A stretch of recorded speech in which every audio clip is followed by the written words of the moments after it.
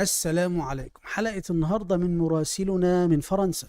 وصلاة الجمعة في مسجد لم يسع المصلين، فاضطروا لصلاة الجمعة مرة، بل اتنين، بل 3 مرات في مسجد واحد، لأن المسجد لا يسع للمصلين لتعداد المصلين الكبير من الفرنسيين ذات أنفسهم الذين أسلموا، فاضطروا لوقف طوابير طويلة في الشوارع حتى ينتظروا دخولهم للصلاة الثانية والصلاة الثالثة.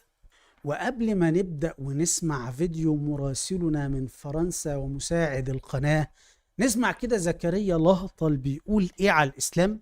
عن إعلان وفاة الإسلام. أمين. سلسلة وأشهرنا شهادة الوفاة اللي هي هتشوفوها دلوقتي بالفيديو أو بالصورة قدام عينينا ايه ده بقى؟ على الشاشة.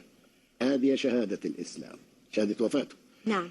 وبعدين اتكلمت عن عمل الله في العالم الإسلامي وثمار الخدمة ايوه، بتأثير.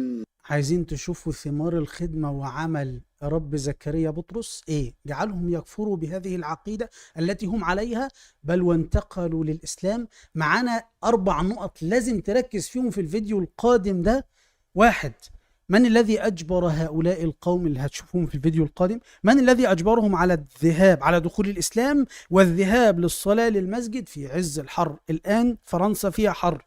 2، الإسلام هو المنقذ والمنقذ الوحيد الآن لفرنسا من الاغتصاب والتحرش، هنتكلم عنها. 3، هل في كنيسة واحدة شفتها في حياتك في العالم كله بيقفوا خارجها طوابير طويلة زي ما هتشوفوا في الفيديو القادم عشان ينتظروا صلاة تانية وصلاة ثالثة؟ 4، هذا هو الإسلام الذي إن تركوه امتد وإن حاربوه اشتد. نسمع الفيديو من مراسلنا في فرنسا. السلام عليكم. أخونا محمد نصيف. هذه جمعة من أعالي سان بانيو، وهنا ترى الجمعة الأولى انتهت ونحن على الجمعة الثانية. الجمعة الثانية سترى الجميع، هذه الناس تخرج من الجمعة الأولى.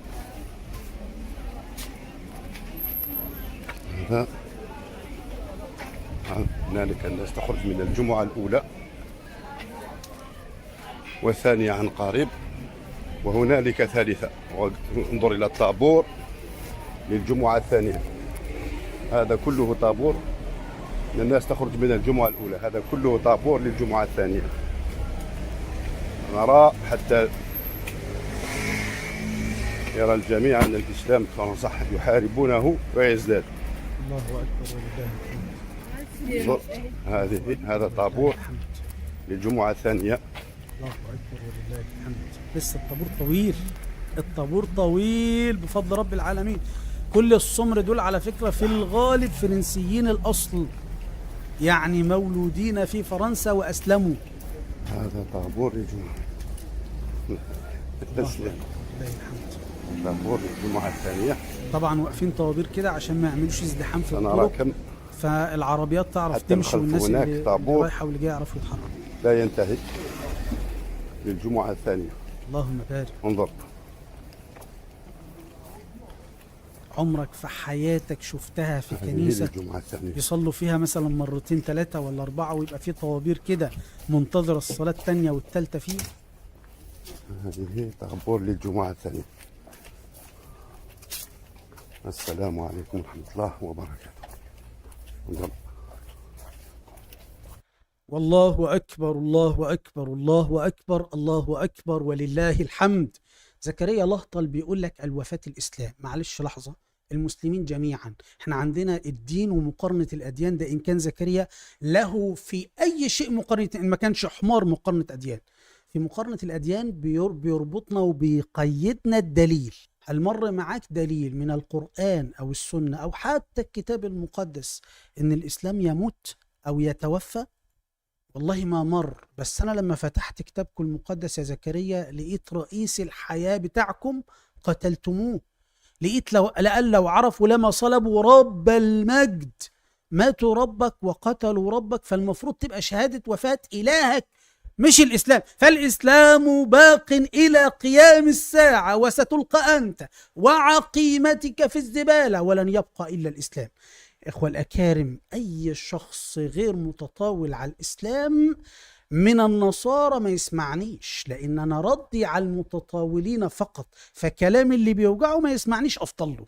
وأنا راجل ردة فعل وبرد على المتطاول على ديني، لكن المحترم له مني كامل الاحترام. على فكرة أنا لسه ما بدأتش، لسه هنرد بقى على الفيديو اللي اتعرض ده عدة نقاط. لكن اللي بيشترك من عدم وصول البث المباشر والفيديوهات إليه لازم يشترك في القناة ويفعل الجرس ويعمل مشاركة الفيديو في المجموعات بحسب استطاعتي وقدر استطاعتي، عشان نبدأ على بركة الله. واللي عايز يدعمنا رابط الباتريون في وصف الفيديو. يلا نبدأ الأربع نقط. أول نقطة، الآن فرنسا حر. من الذي أجبر هؤلاء الفرنسيين على الدخول في الإسلام، بل والذهاب في هذا الحر والوقوف طوابير طويلة؟ احنا قلنا ده الطابور بتاع الصلاة الايه التانية، لسه ما تنساش ان في صلاة تالتة.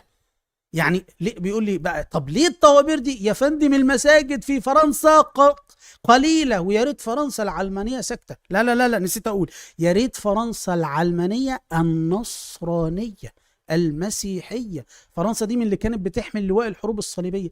يا ريت فرنسا ساكتة، لا ده عايزة تقيد كمان الايه المساجد عن كده. فالمسجد لا يسع لعدد المصلين اللي جايين يصلوا صلاة الجمعة الأولى، فبيضطر المسجد اضطرارا لأن ما فيش مساجد تانية، بيضطر ان هو يقيم جمعة تانية وجمعة تالتة للي ما لقاش مكان. ما فيش مكان، المسجد مليان على آخر، هيصلوا فين؟ طب يصلوا في الشوارع، ما هم لو بيصلوا فعلا في الشوارع وبرضه ما فيش مكان. عرفت ليه بيعيدوا الصلاة أو بيصلوا مرة واثنين وثلاثة؟ كم جيش؟ أنت تعرف كم جيش؟ إحنا دلوقتي أهو في عصرنا الحالي أهو، كم جيش ذهب لفرنسا أجبرهم على الإسلام؟ كم جندي مسلم ذهب لفرنسا؟ تقدر تقول لي؟ مفيش. يبقى الكذب الذي يروجون لها الإسلام انتشر بالجبر، ده كذبة، ده كلام فارغ، ده مناقض للقرآن. لا إكراه في الدين. دي النقطة رقم واحد. 2، أنا قلت الإسلام هو المنقذ الوحيد لفرنسا من اغتصاب أطفالهم والتحرش بنسائهم. جبت الكلام ده منين؟ أنا جبت لك الآن من أكبر مرجع وقناة فضائية وجريدة إخبارية ناطقة بالعربي أصلا فرنسية في العالم كله. تلفزيون وجريدة فرانس 24، يعني فرنسا 24 ساعة. أكثر من 216 ألف ضحايا طفل، ضحايا اعتداءات جنسية ارتكبها رجال دين في فرنسا. جوه فين؟ جوه الكنيسة. البي بي سي نيوز أكبر جريدة بريطانية ناطقة بالعربي في العالم. التحرش الجنسي، آلاف الضحايا في فرنسا يروون شهاداتهم عن انتهاكات جنسية داخل الأسرة، وأغلب هذه الانتهاكات راجل ببنته. فين؟ في فرنسا. أكبر تلفزيون فرنسي في العالم ناطق بالعربي. فرنسا دي الخبر ده كارثة. فرنسا 8 نساء من كل 10 نساء تعرضن لتحرش جنسي في الأماكن العامة. يعني إيه في الأماكن العامة؟ ماشية في الشارع، ماشية في حديقة، ماشية في رايحة الشغل، رايحة يتحرش بها جنسيا. وهذا ما جعل الإسلام المنقذ الوحيد. فرنسا إيه؟ فرنسا علمانية برداء مسيحي، محترمة لليهودية. دي فرنسا. هي بس تحرش؟ لا، واغتصاب أيضا، في اعتداءات جنسية. أفاد استطلاع للآراء أجراه المعهد الفرنسي، معلش ما أجراهوش المعهد السلفي، ما أجراهوش الأزهر، ما أجراهوش المعهد الإسلامي، أجراه المعهد الفرنسي للرأي العام إيفوب. نشر نتائجه الأربعاء أن 8 فرنسيات من كل 10 في فرنسا، يعني 81% من فرنسا العلمانية المرتدية رداء المسيحية، تعرضن لنوع من أنواع الانتهاك أو الاعتداء الجنسي في الشارع أو في وسائل النقل العام في فرنسا. عايز أقول إيه لما قلت الإسلام المنقذ الأول والوحيد لفرنسا؟ الإسلام. وأنا بقول لك الإسلام ينتشر في فرنسا انتشار رهيب بفضل رب العالمين، وحنيجي عليها في النقطة الأخيرة. عايز أقول إيه؟ عندنا مثلا في السعودية، خلي راجل من ظهر راجل يمسك مثلا واحدة ماشية في الشارع، يمسك ايديها ولا يمسك اي حتة من جسمها في الشارع. انا بقول لك اهو، الدول المسلمة هيردموه بالأحذية، سيقتلوه رميا بالأحذية. فاكرين حسن شحادة لما كان مات شهيد الشبشب؟ ايوه، لما بيقولوا ايه، اكلوه ضرب بالأحذية لحد ما موتوه. بالضبط هيعملوا فيه كده لو في وسط المسلمين. ليه؟ لأنهم مسلمين. هذا هو الإسلام. والنقطة الثالثة، أنا عايزك تكون منصف مع نفسك، ولا تكذبني ولا تكذب نفسك. ده أنا بسألك لنفسك كم مرة بكل إنصاف، وأجب إجابة صريحة واضحة، وكن منصفا سواء مسلما أو نصرانيا. كم مرة تجد كنيسة في أي دولة من دول العالم وقف قدامها ناس طوابير منتظرين الصلاة التانية؟ ازاي؟ زي كده. السلام عليكم اخونا محمد نصيف. هذه جمعة من اعالي سان بانيو. هنا ترى الجمعة الاولى انتهت. ماشي، ركز ونحن بقى. على الجمعة الثانية. الجمعة الثانية سترى الجميع. هذه الناس تخرج من الجمعة الاولى. خلاص، اللي خرج ماشي بقى. اللي واقف، كل اللي واقفين على اليمين دول وعلى الشمال كمان، الجمعة الاولى منتظرين ايه؟ والثانية عن قريب، وهنالك ثالثة. انظر إلى الطابور للجمعة الثانية. هذا كله طابور. الناس تخرج من الجمعة الأولى، هذا كله طابور للجمعة الثانية. نرى حتى يرى الجميع أن الإسلام كما صح يحاربونه ويزداد. هذا طابور للجمعة الثانية. لسه الطابور لسه. اللهم بارك، اللهم بارك، ما شاء الله تبارك الله، ما شاء الله تبارك الله، ما شاء الله تبارك الله. أسأل الله أن يبارك في أخي المراسل المساعد، وأن يأجره خير الجزاء يا رب العالمين. طابور الجمعة الثانية. سنرى كم. ده واحد من أكثر من 5 مراسلين في فرنسا. طيب، لا ينتهي للجمعة الثانية. للعلم الأخ جاب قول شارعين 3، مع إن لا زال الطابور مستمر في الشارع الممتد ده. يعني ممكن على الأقل خالص دول يكونوا بيصلوا قرابة 500 أو 600، والمسجد يسع 300 مصلي، ومع ذلك تلاقي ال 500 اتكدسوا عشان يقدروا يصلوا إيه في مكان يسع 300 فقط. زادوا إيه؟ حطوا 500، وفي لسه صلاة تانية وصلاة تالتة. كن منصفا يا مسلم، كن منصفا يا نصراني. كم مرة تجد كنيسة في العالم كله يقف أمامها الناس؟ خلي بالك، أنا ما بقولش أهو في كنائس كبيرة بتسع كل العدد، أنا بقول لك اعتبر كنائس، لا الكنائس الصغيرة كمان. كم مرة تجد طوابير واقفة علشان تصلي في كنيسة مثلا للمرة الثانية أو للمرة الثالثة. على فكرة أنا مش هجاوب، أنا عايزكم أنتوا في التعليقات تجاوبوا. بيطلع واحد ومايل، لا ما هو وصفهم كده، ما هو مش دليل مثلا صحة إيمان وبتاع. أقول له بمنتهى البساطة، الآن ده اسمه اتباع إيه؟ اتباع دين أثر في أتباعه، واتباع كتاب أثر في أتباعه. على فكرة زي حفظ القرآن كده، بيطلع يقول لك لا ما انتوا ايه يعني يا مسلمين، انتوا عندكم عشرات الألوف من حفظة قرآنكم من الفاتحة إلى الناس. أقول له بمنتهى البساطة، لأن هذا الكتاب محفوظ من رب العالمين. ربنا قال كده، ولقد يسرنا القرآن للذكر فهل من مدكر. زكريا بطرس لو مشي على ديله، لو مشي على تقول لي ديله، اقول لك ايوه، بيقولوا ايه ده، مش كجحش الفرا يولد الانسان. لو مشي زكريا بطرس على ديله ما هيقدر يحفظ نشيد الانشاد كله. انا مش هقول لك الكتاب كله، مش هيقدر يحفظ انجيل لوقا كله، ولا متى ولا يوحنا ولا مرقس، لان الله لم يتكفل بحفظه، لم يتكفل بتيسيره لهم. بينما احنا عندنا طفل من أطفال المسلمين حافظ القرآن من الفاتحة للناس. بل يحفظ صحيح البخاري كله ويحفظ صحيح مسلم. ده على سبيل المثال عندنا نماذج كتيرة جدا. طفل كفيف 12 سنة يحفظ القرآن كله والكتب الستة.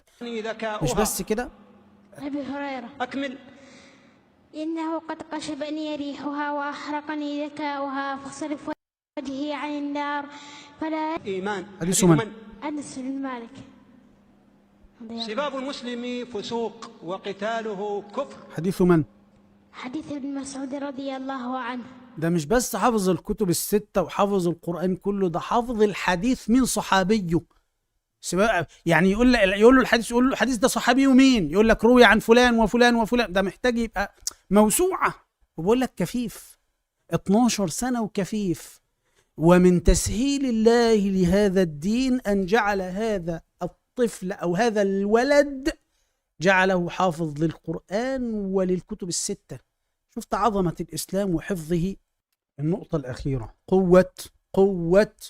قوة وعظمة هذا الدين الذي إن تركوه امتد. إن تركوا هذا الدين امتد وإن حاربوه اشتد. يعني إيه اشتد؟